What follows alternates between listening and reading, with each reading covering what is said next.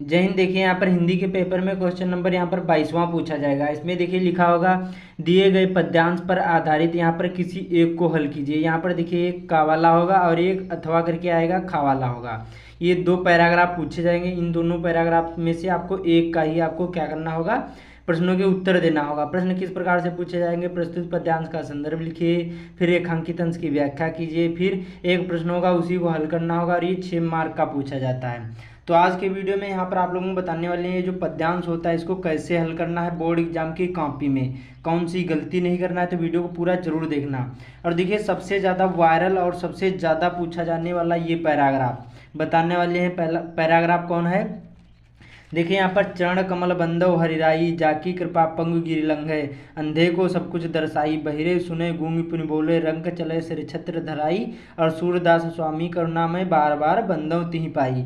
तो इसमें देखिए 3 क्वेश्चन पूछे जाएंगे। उपरोक्त पद्यांश का संदर्भ लिखिए, फिर रेखांकित अंश की व्याख्या कीजिए, और किसकी कृपा से लंगड़ा व्यक्ति पर्वत को लांघ लेता है। तो ये इसको बताने वाले हैं और ये सबसे ज़्यादा इंपॉर्टेंट, बहुत ज़्यादा ये पूछा जाने वाला पैराग्राफ है। तो इसको जरूरी तैयार करके जाना। मैं आप लोगों को जिस ट्रिक से बताऊंगा उसी ट्रिक से आप लोग लिखना। बोर्ड एग्जाम में एक भी नंबर नहीं कटेगा। तो चलिए शुरू करते हैं। देखिए यहाँ पर क्वेश्चन नंबर कितना 22वां था।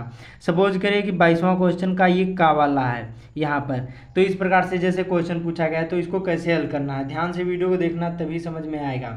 तो इस प्रकार से आपके बोर्ड एग्जाम में कॉपी मिलेगी, सेम इसी प्रकार से होगी। तो सबसे पहले क्या करना है, जब जैसे ये क्वेश्चन करना है तो सबसे पहले यहाँ पर देखिए पट्टी से लाइन खींचना है काले पेन से। यहाँ पर इस प्रकार से लाइन खींचने के बाद अब आपको क्या करना है, जैसे जैसे बताऊंगा वैसे वैसे करना। सबसे पहले क्या करोगे, सबसे पहले ये जो पैराग्राफ आएगा, ये जो पैराग्राफ 2 होते हैं दोनों को पढ़ना है। अब दोनों में से आपको एक मालूम हो समझ लो आपके 6 नंबर पक्के।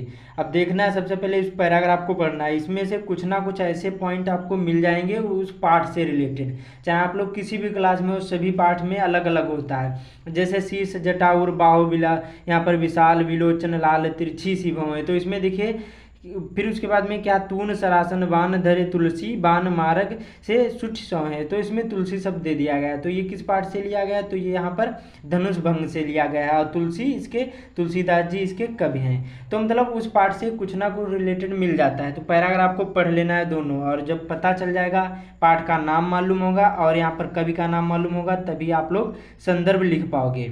तो इसको पढ़ लेते हैं। ये जो पैराग्राफ है, चरण कमल बंदो हरिराई, जाकी कृपा पंगु गिरि लंघे, अंधे को सब कुछ दर्शाई, बहिरो सुने गूंग पुन बोले, रंग चले सिर छत्र धराई, सूरदास स्वामी करुणा में बार बार बंदो तिहि पाई। तो इसमें सूरदास शब्द दे दिया गया। तो समझ जाना ये हमारा पद नामक शीर्षक है। इसके कवि, इसके रचयिता कौन है, सूरदास जी हैं। तो समझ में आया। तो अब इसको कैसे लिखना, सबसे पहला हमारा क्वेश्चन है उपरोक्त पद्यांश का संदर्भ लिखिए। तो संदर्भ कैसे लिखना है, देखिए 22वां क्वेश्चन का कावाला, जैसे सपोज करिए 2 आए थे करके एक ही लिखना है। तो हमें कावाला पता है, तो यहाँ पर कावाला ऐसे करना है। सबसे पहले काले पेन से यहाँ पर ऊपर हेडिंग डालना है। क्या डालोगे, प्रश्न भी नहीं उतारोगे, जैसे बताऊंगा वैसे ही करना है। वीडियो थोड़ा सा लंबा हो जाएगा लेकिन आप लोग अच्छी तरीके से देखोगे तभी समझ में आएगा। यहाँ पर डालोगे प्रश्नोत्तर संख्या, क्या डालोगे, प्रश्नोत्तर संख्या, और कितना था यहाँ पर 22वें का इस प्रकार से आप लोग कर देना है, ठीक है।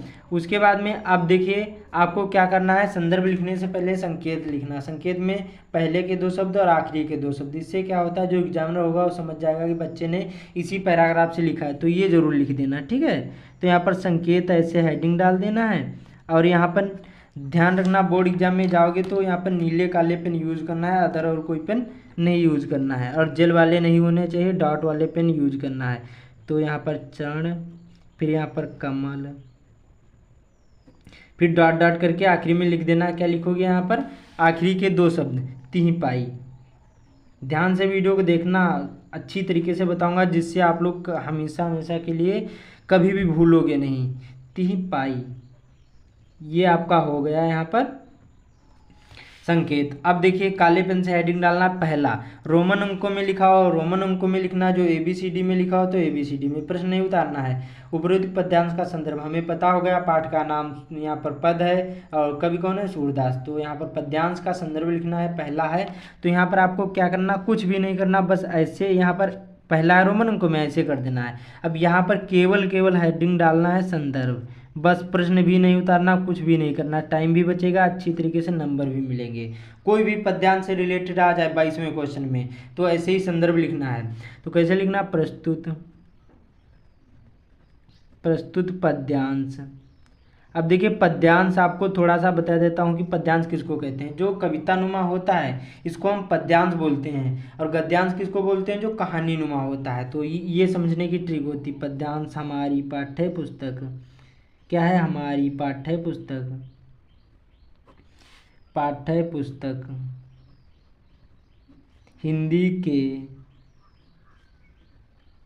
हिंदी के अब काले पेन से या फिर नीले पेन से लिख देना है पाठ का नाम। पाठ का नाम क्या है, पद। तो पद नामक पाठ से संकलित है। क्या है, संकलित है, या फिर लिया गया है, या उद्धृत, कुछ भी लिख सकते हैं। सबसे सिंपल सा संकलित है, इससे सिंपल कोई नहीं बताता है। फिर इसके बाद में लिखना है इसके रचयिता।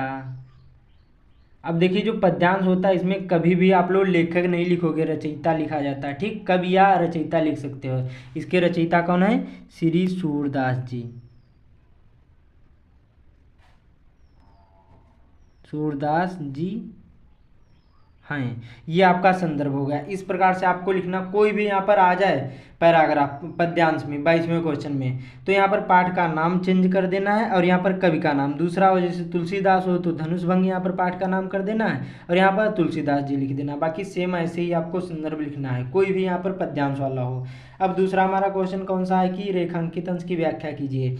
अब देखिए ध्यान से वीडियो को देखना, ये जो 2 लाइन में रेखा खींची हुई है इन्हीं की व्याख्या करना है, पूरे पैराग्राफ की व्याख्या नहीं करना है। इसमें पेपर में मैं आप लोगों को दिखा देता हूँ। ये जो यहाँ पर 2 लाइन में व्याख्या, यहाँ पर लाइन खींची है, इसी को क्या कहते हैं, रेखांकित अंश की व्याख्या कहते हैं। ये 2 ही लाइन की व्याख्या करना है, पूरे पैराग्राफ की व्याख्या नहीं करना है। ये समझ में आया। तो 2 ही लाइन की व्याख्या करना है। तो कौन यहाँ पर क्या है कि जाकी कृपा पंगु की रिलंघे, अंधे को सब कुछ दर्शाए, बहिरो सुने गूंग पिन बोले, रंग चले सिर छत्र धराई। अब यहाँ पर आपको फिर से दूसरा रोमन अंकों में इस प्रकार से कर देना। यहाँ पर आपको केवल हेडिंग डालना है रेखांकित अंश की व्याख्या। ठीक है, इस प्रकार से हेडिंग डालने के बाद अब क्या करना है, ये 2 ही लाइन की आपको व्याख्या करना है। अब देखिए इसमें क्या है, जाकी कृपा पंगु गिर लंघे, और अंधे को सब कुछ दर्शाई, बहिरो सुने गूंग पुर बोले, रंग चले सिर छत्र धराई।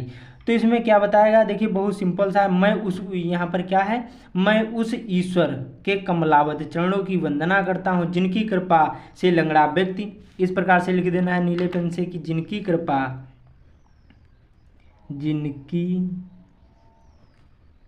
कृपा से लंगड़ा व्यक्ति,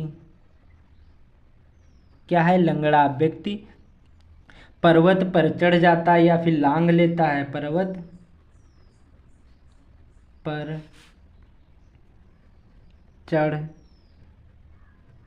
जाता है। उसके बाद में क्या था, अंधे को सब कुछ दर्शाई, और अंधे को सब कुछ दिखाई देने लगता है। उसके बाद में क्या था, बहिरो सुने गूंग पुन बोले, रंग चले सिर छत्र धराई। बहरे को सुनाई देने लगता है।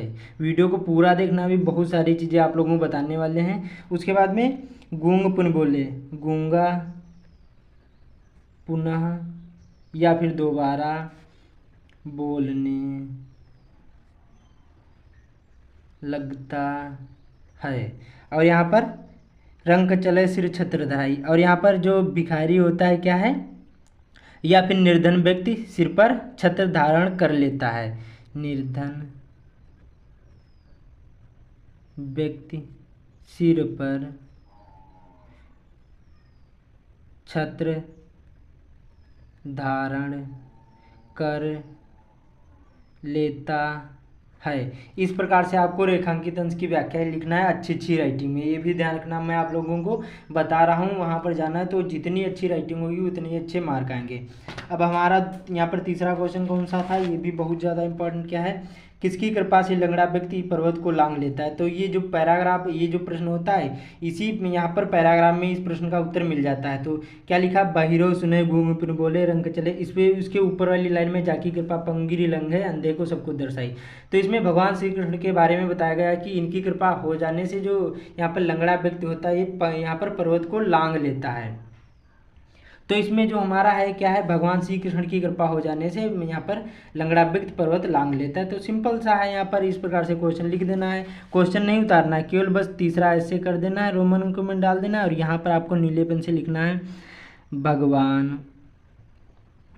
भगवान श्री कृष्ण की कृपा से क्या है, लंगड़ा व्यक्ति पर्वत लांघ लेता है।